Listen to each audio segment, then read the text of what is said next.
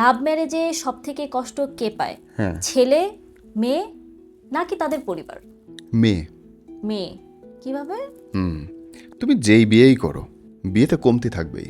Love marriage করো, settle marriage করো, কমতি মানে হচ্ছে ধরো তুমি একটা ছেলে, তুমি লাভ ম্যারেজ করলে একটা মেয়ের সঙ্গে, দেখা যাবে যে ওই মেয়েকে তুমি যেভাবে বিয়ের আগে স্বপ্নে পাইছো, মোবাইল ফোনে পাইছো, বা 2 ঘন্টার ডেট মারছো, রাস্তায় ঘুরছো, সেই সময় তো দায়িত্ব ছিল না, না সেই সময় কোনো কিছুই ছিল না তোমাদের। দায়িত্ব নিতে হয় নাই, ওই মেয়ের শাড়ি চুড়ি কিনে দিতে হয় নাই, খাবার দিতে হয় নাই, সকালবেলা ব্রাশ করার দরকার হয় নাই, চুল আঁচড়ানোর দরকার নেই, সে সুন্দর করে মেকআপ করে আইসে তোমাকে একটা ফেক ভালোবাসা দিয়ে চলে গেছে। ভালোবাসা আমি বলি কোনোদিন ঘরে রাত কাটানোর ছাড়া ভালোবাসা হয় না। বাসর রাত্রের আগ পর্যন্ত ভালোবাসা নেই দুনিয়াতে, সব অভিনয়, একদম বুক ফাটানো অভিনয়।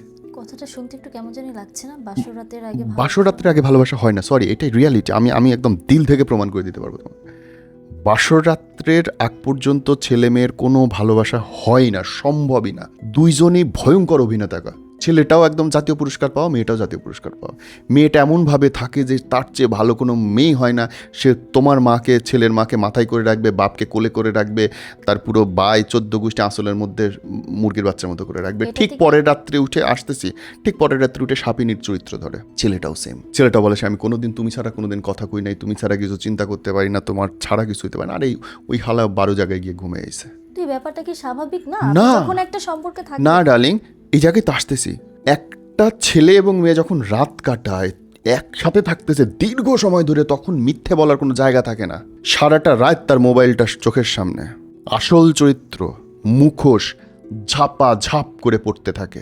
তুমি রাত্রে নাক ডাকতে, আমি তো জানতাম না। তুমি উল্টাপাল্টা করে ঘুমাও, আমি তো জানতাম না।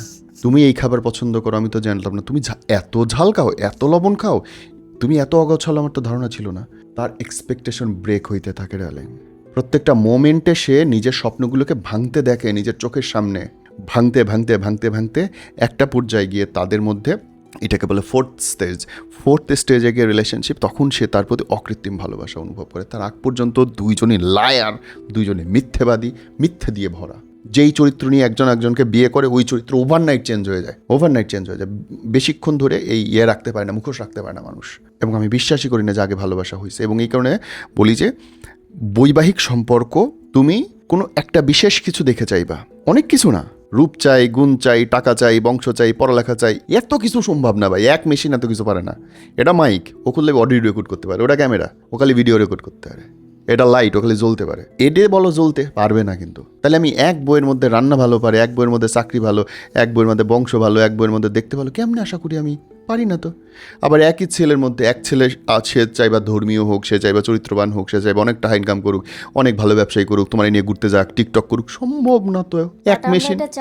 আমরা চাই, আমি ভুল চাই তো, বাট আমরা ভুল চাই। এই জন্যই আমি শুরুতে বললাম যে বিয়েতে, লাভ ম্যারেজে গিয়ে সবচেয়ে বেশি কষ্ট পায় হচ্ছে একটা মেয়ে। কেন কষ্ট পায়? কারণ এই যে কমতি, এই কমতিটা একটা ছেলে শেয়ার করতে পারে তার মার কাছে ইজিলি।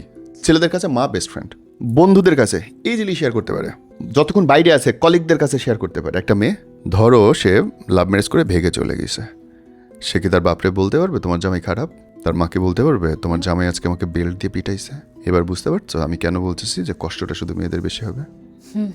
এই জন্য আমি বারে বারে বলি, মেয়ের বাপের অনুমতি ছাড়া বিয়ে মেয়েরা করবে না, করলেই ধরা খাবে। যদি তোমার বাপ না থাকে তাহলে তোমাকে ইনকাম করতে হবে। আমার বাপ হচ্ছে আমার টাকা, আমার ব্যাংক ব্যালেন্স। এবং ভুলেও বিয়ের পরে মেয়েরা নিজের টাকা তার স্বামীকে দেবে না। যাই হোক, স্বামী বাপের সম্পত্তি বেঁচে চিকিৎসা করাবে, নিজের টাকা যেন কোনো মেয়ে না দেয়। যে মেয়ে দেবে ইনস্ট্যান্ট, সেই মেয়ের সেদিন থেকে তার ডিভোর্সের তারিখ গোনা শুরু হয়ে গেল, যেদিন থেকে নিজের টাকা দেবে। হাসতেছে একজন, কেন সেটা বলা যায়, তাই করে, এর জন্যই হাসছি। But it should not.